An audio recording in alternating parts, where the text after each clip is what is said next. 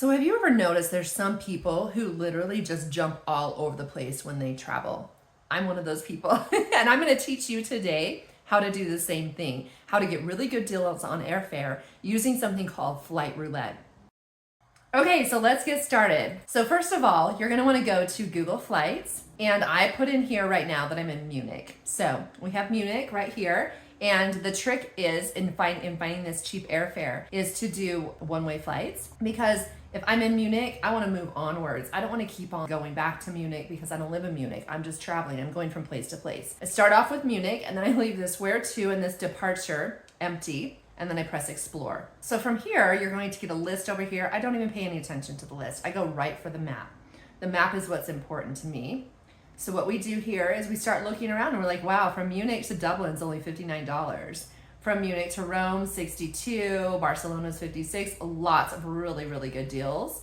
Now, if I want to scroll in a little bit, I can get even more prices. I've got $62. Looks like most of the UK, except for Newquay, it's all like a good price. $57 over here.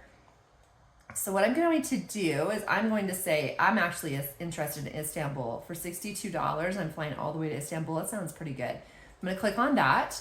Now, when it comes up, you're going to see that this actually is for November 19th. That's a little ways away, so I'm not really keen on waiting that long for this flight. I want to see if by chance there's something cheaper. And actually, if you look here, you can go from the calendar view, and you have November and December, but I actually wanted to go earlier, so let's click back here. I want to go look all the way back to June.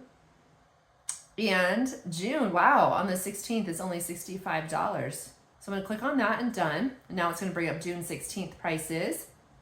As you can see, it's not 65. What's going on here? It's because it gives top flights on Google. So if you just scroll down a little bit, you're going to be able to see the prices that are the cheapest.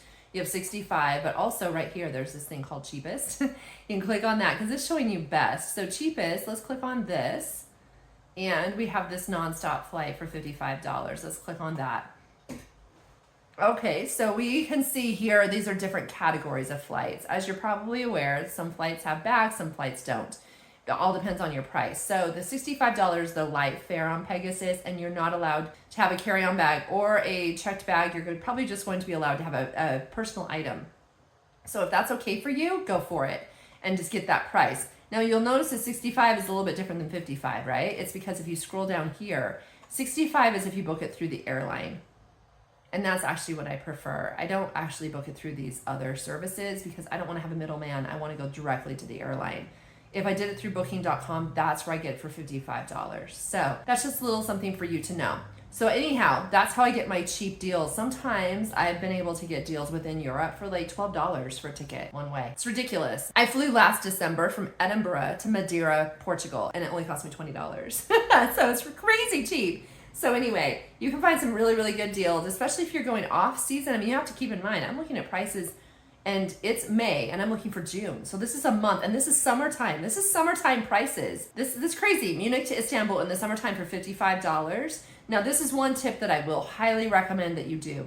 Don't just do it the one thing and just move on. That's how I usually would fly in the past, but I've run into a few problems that the flight might be cheap into a place, but then to get out of the place, it may not be so cheap on the dates that you're looking to your next destination. So if you're totally open for any destination, it still leaves you in a bind because sometimes they're just not cheap on those dates. Now, Istanbul, you're gonna have a really good chance of finding some kind of cheap airfare because there's two airports. There's the SAW and there's IST. So your chance of finding some kind of cheap flight are pretty good. So I wouldn't stress so much about a place like Istanbul. When you get into some of the smaller cities or even smaller capital cities, I would definitely do this next trick. So what I do is I say, okay, now let's pretend I'm in Istanbul. Let's go back here. I've already pretend in my mind I've flown to Istanbul and I've flown there on 16th of June.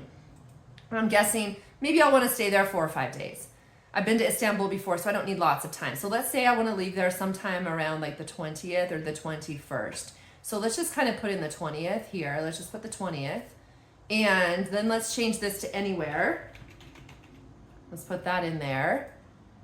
And now let's see what we have on the 20th of June. This is a Friday. That might impact your flight prices, so you might want to be flexible on that, maybe leaving on a Thursday or something. So our flight prices look like you can fly to Dubai for $72 on that date.